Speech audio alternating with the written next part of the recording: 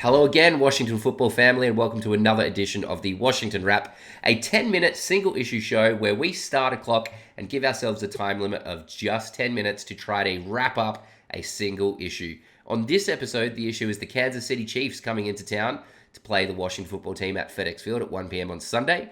It is a big game, and if you are a betting fan, the bookies don't think it's going to be a particularly close game. However, the Chiefs come into town a lot weaker than we probably thought they would at the start of the year. We probably looked at this game and thought that's going to be a very, very dangerous game. But the Chiefs are coming in a bit wounded and a little bit under the radar in terms of their performances. They have underachieved in 2021, and is that an opportunity for the Washington football team to get their season back on track? Let's talk about that. My name is Chad Ryan. I'm your host, and joining me now, let's bring him in and start this 10-minute clock. Here's my co-host, Felix Trammell. Felix, the Kansas City Chiefs being in the position they are in at this point in the season, I don't think any of us saw that coming when we looked at this schedule for this season before it started and thought we'd be going in at roughly the same record. And Patrick Mahomes, we know how good he is, but for whatever reason, the Chiefs, whether it's their defense, whether it's their offensive line, have not had the kind of success they're expected to have this year. How winnable is this game for the Washington football team? Because it sounds kind of crazy to be thinking that this might be a coin flip game, when we're going up against Patrick Mahomes. But you look at the results the Chiefs have had, I can see an avenue to victory here for Washington. Well, if I would have told you coming into this game, Chad, that we would have the same record as Kansas City, you would have liked our season. Yeah. But no one would have thought that we both would be 2-3. Yeah. Every year, the team has a game, they beat somebody that they shouldn't have beat. Yeah. Last year was the Steelers when they were undefeated. And it's always one team. And this could be the game. I'm not saying it will be, but this could be. A lot of their issues are they're so used to being able to play hero football, backyard, scramble, make this fantastic play. You got all-world Tyreek Hill and Travis Kelce and Patrick Mahomes does all these amazing things. But sometimes you just need sound fundamental football, and the Chiefs are not playing that right now. No. Now, truth be told, they played some very good defenses. Buffalo, as we saw, has an amazing defense. Buffalo is easily top 2 team in this league. And they were able to consistently get pressure on Mahomes. And their offensive line on the outside is weak. And that happens to be where Washington is strongest, on the edges. So there is opportunity here. I'm not saying that it will happen, but it would, if the defense can come to the party some, Kansas City's defense is ranked about where our defense is. Mm-hmm. So we score points and we keep pressure on, anything can happen. Yeah. The big issue for this defense has been blown coverages, and we've seen guys wide open over the top, with safety Landon Collins or McCain or something like that, 10 yards, 20 yards behind them, going, looking around going, what happened? This is the worst team in the league to face with that still being an issue, because we know how fast and how good Tyreek Hill is. We know the cannon of an arm that Patrick Mahomes has. So even though the Kansas City Chiefs have not been good, have underachieved, their defense has had issues, they can still throw it deep, and receivers have proven the ability to get open deep against us. This is the week, Felix, that needs to stop, because if that doesn't stop, we have no chance of victory. Now, how do we go? We've heard Jack Del Rio, we've heard Landon Collins, we've heard William Jackson, we've heard Kendall Fuller, we've heard all these defensive, these DB guys talk about they know what they're doing wrong, and we got to stop blowing assignments, and we got to blah blah blah. How do we actually take it from words to action and make sure that doesn't happen this week? Because if that does happen this week, A, we'll probably lose, and B, I'm going to lose my mind, because I'm just sick of it week in, week out, seeing a receiver wide open and one of the DBs just looking around going, what happened? I think for this, the blueprint's been given. Watch what Buffalo and the Chargers and stuff did against Kansas City. They kept 2 safeties back at all times. Mm-hmm. At all times. And then you kept 2 on Hill. You bracket Hill, then you bracket Kelce. And that's what teams did. So don't reinvent the wheel. Simplify what we're doing. Jack Del Rio needs to simplify his defense.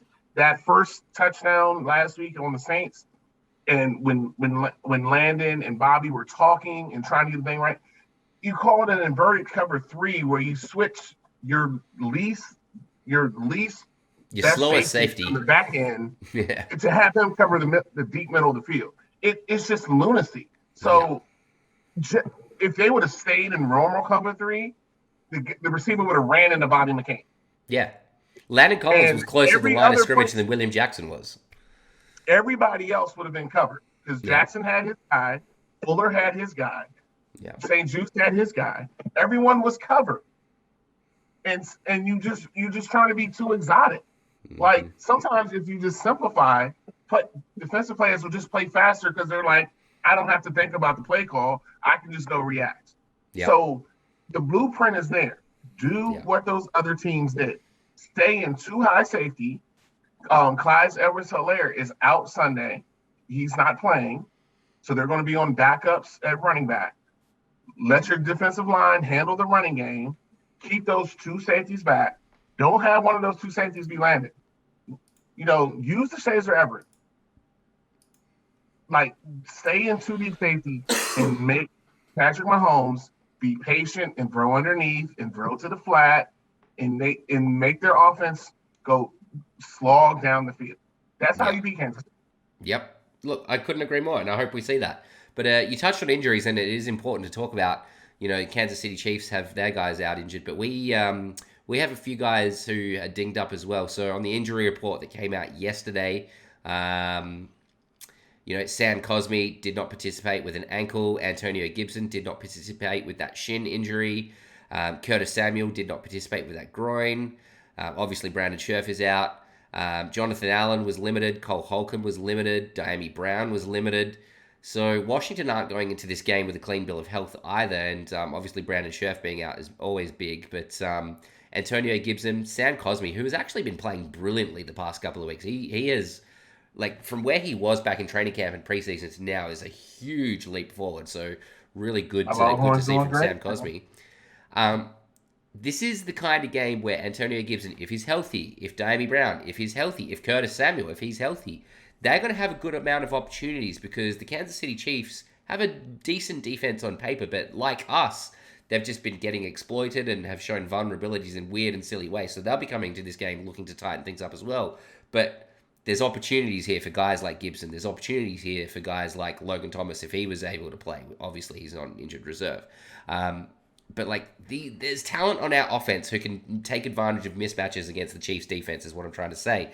So if Taylor Heinicke is up to the task of going toe-to-toe against Patrick Mahomes and the Chiefs, Taylor Heinicke has an opportunity to really, really change the narrative about him. Because at the moment, it's sort of wavering, right? Like, he's outperforming expectations. I think that's still fair to say. But last week wasn't great, and he showed some limitations with his arm strength and showed some limitations with his decision-making. But also there's growth each week as well. In his first few games, anytime the play broke down, he was scrambling. Now he's going through his progressions more. Now he's not panicking and scrambling. Sometimes he should still scramble because he's got those wheels, but that's another issue. But the point I'm trying to make is that there's opportunities here for the offense of Washington to win this game. We don't need to rely on our defense.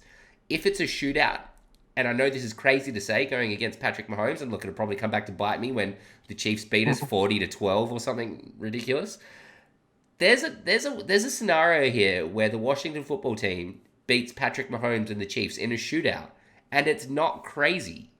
We have the weapons, and we've shown week in, week out that we can move the ball and score. We just got to tighten a few things up and improve a few things. That can work. I mean, this offense is averaging 24, 25 points a game, and that's gone through some tough defenses. And and the thing about Taylor Heinicke is when he's had a bad game like Buffalo, he turns around and has a game like Atlanta. Yeah. And of course the defenses are less, but so is Kansas City's defense. Their defense is less.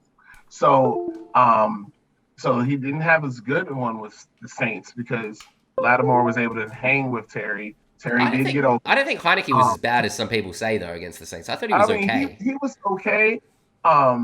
there were some times where you saw his limitations, where his arm strength got a ball there late, and so Yep. the defender was able to break it up. That happened a few times with Terry. Yep. And on that interception, he was supposed to throw it to the corner. He threw it flat, and it went right to the DB. So there were some decisions he missed, but there were some good plays he made as well. So I'm not all out on Heineke. You just got to use him the right way. And Yeah. I think the Chiefs secondary, because they don't have a Marshawn Lattimore. They don't Yeah. have that type of back end. So you can exploit that. And Terry can have a lot of chances, but then some of these other guys can too. So hopefully, I'm 99% sure Antonio Gibson's playing. They're just resting him. They're starting to give him those Wednesdays to rest his legs. He should go. He should have a monster game. Don't forget about J.D. McKissick. There's a week where we use him, and there's a week when we don't, and we didn't use Mm-hmm. him last. If we use J.D. McKissick last week, make those Kansas City linebackers have to cover him, Mm-hmm. we're going to win those situations. So we have that. Now, am I saying we're going to win? I'm not saying that. I'm saying that we can, if we do what we're supposed to do, we can score. We can score over Yeah. Kansas City. We can. And look, the time is up. That is 10 minutes. We've gone a little tiny bit over, but that's fine. But look, how interesting is it that at this point of the season, after both teams are 2-3, which in and of itself is crazy, we're going into a game against Kansas City Chiefs thinking that there's a chance we win, and it's got nothing to do with our dominant defense. Nothing at all to do with, Chase Young and Jamin Davis and Landon Collins and Jonathan Allen. Like, it's got nothing to do with those guys. If we win and it's because of the defense, I'll be thrilled, but I'll be surprised. If we win this game at the moment, I think it's going to be because of our offense. Crazy. But look, Washington fans, I hope you're excited for the game. I hope we get to come back after the game and talk about a win. But regardless, we'll be here. We didn't have an episode last week because I was sick, unfortunately, and I apologize. You probably heard me coughing once or twice throughout this episode. Still lingering, but on the mend. But look, you can get me on Twitter at ChadwicoTWW. You can see that under my name if you're watching the video right now. You can get Felix at HCTR and Blessed. And you can get the Washington Wrap everywhere just by searching the Washington Wrap. We're on Facebook, YouTube, Instagram, and anywhere you get podcasts, you'll find us just by searching the Washington Wrap. Felix, always a pleasure talking Washington football with you, my friend. And thanks for listening, everyone out there at home and on the road and wherever you are. Shoot us a text, shoot us a tweet at us, leave us a review, leave us a comment on YouTube or Facebook or Instagram or whatever. We always love engaging. But that's it for now. We'll see you next week. Win or lose, let's hope it's a win.